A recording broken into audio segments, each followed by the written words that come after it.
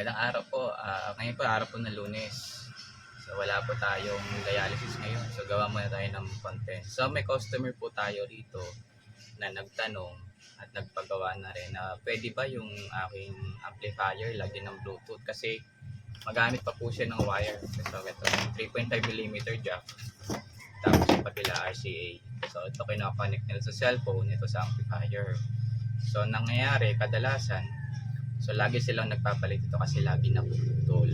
So yung amplifier nila ay wala pang Bluetooth. Wala siyang Bluetooth. So pwede ba lagyan ng Bluetooth sa UPS? Pwede po. Ito yung amplifier na yan. Ito. So ayan, ito po.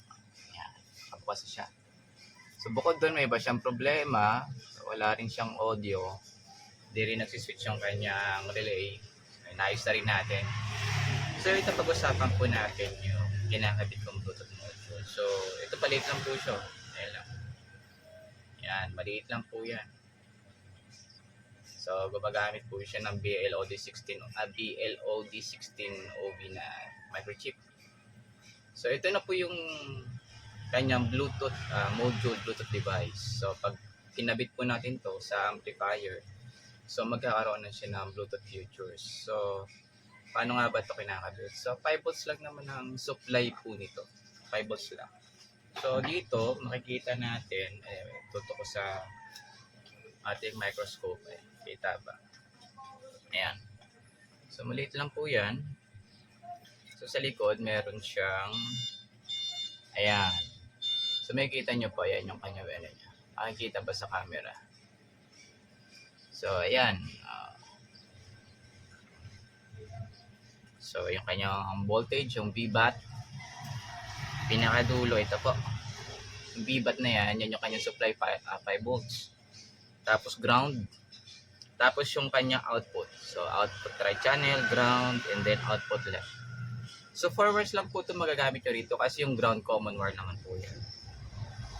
So maliit lang po talaga to. So yan lang po yung kinakabit ko sa ating Bluetooth module. So yung pangalan ng Bluetooth niya, pag sinerch makikita rin dito. So hanapin na. Ayan o, CA6928. Ayan. Nakikita ba? Ayan. CA6928. So ayan yung kanyang pangalan ng kanyang Bluetooth. So once na kinabit niyo po ito, mayroon na siyang Bluetooth device. Hindi po siya maingay, wala siyang interference. Kasi yung ibang Bluetooth module, meron ng feedback. So, iba kasi yung Bluetooth module maingay. So, ito tulad nito. Medyo maingay po siya. Tapos, ikukumpara po dito sa ating ginagamit, maliit lang. So, ang laki ng difference. So, maliit lang siya. Ito yung maingay, ito yung hindi. So maliit lang talaga siya, tapos binibili ko siya maramihan. So ayan. So binabalik-balik ko lang yan. So maramihan po siya pag binibili. So ayan siya. So ito ang ating Bluetooth module. Ito 6 pieces pa po ito. Ayan. 6 pieces na Bluetooth module, tapos naka ano lang yan siya dito. Kakabit lang. So, binabalik-balik lang natin yan para maputol. So, mura lang po yan, nabibili sa online. Pero syempre, ingat po tayo sa pagbili sa online. Kasi hindi lahat ng nasa online ay legit. So, pagdating po sa inyo, minsan hindi tumutunog. Yung iba maingay. So, ito po, nakailang try din ako sa online bago ko nakakuha ng magandang klase na Bluetooth module. So, ito, once na ikabit po natin, okay na. So 5 volts lang po. Kung walang 5 volts supply yung inyong amplifier, gamit lang po kayo ng 7805 o 5 volts regulator. So alam na po ng mga technician.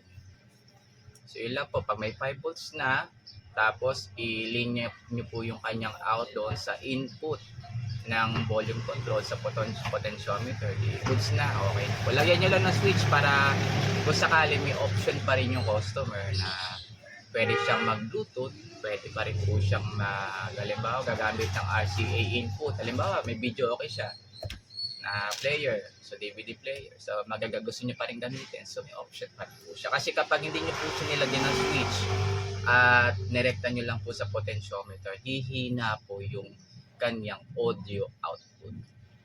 Opo, kapag nagsabay yung kanyang RCA input doon sa kanyang Bluetooth module input.